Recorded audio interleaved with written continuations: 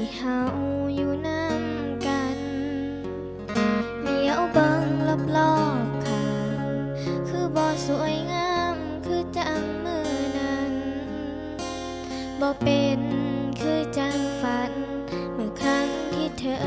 อยู่ข้างกายจังมันเป็นจังใดอยากถามไทยก็บ่กล้าทักไป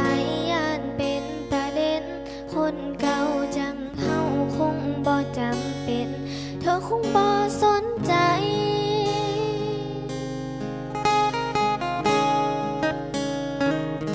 หน้าหนาวปีนี้เธอบ่อยู่บ่ฮู้สิกอดไผ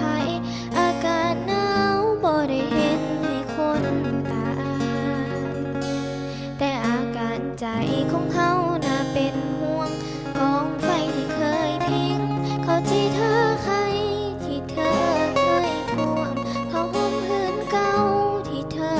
นั้นห่วงกะมาห่มมันไหมแล้วกอดไว้คือกอดใจได้บ่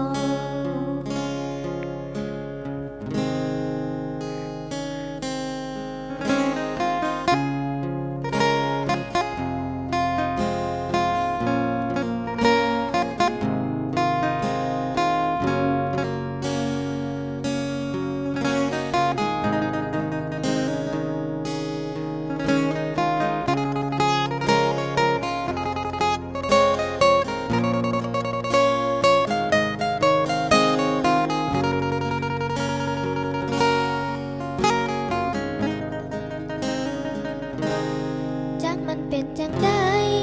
อยากถามไทยก็บ่กล้าทักไปย่านเป็นประเด็นคนเก่าจังเฮาคงบ่จำเป็นเธอคงบ่สนใจหน้าหนาวปีนี้เธอบ่อยู่บ่ฮู้สิกอดไผอากาศหนาวบ่ได้เห็นให้คนตายแต่อาการใจของเฮาน่าเป็นห่วงกองไฟที่เคยทิ้งเขาที่เธอ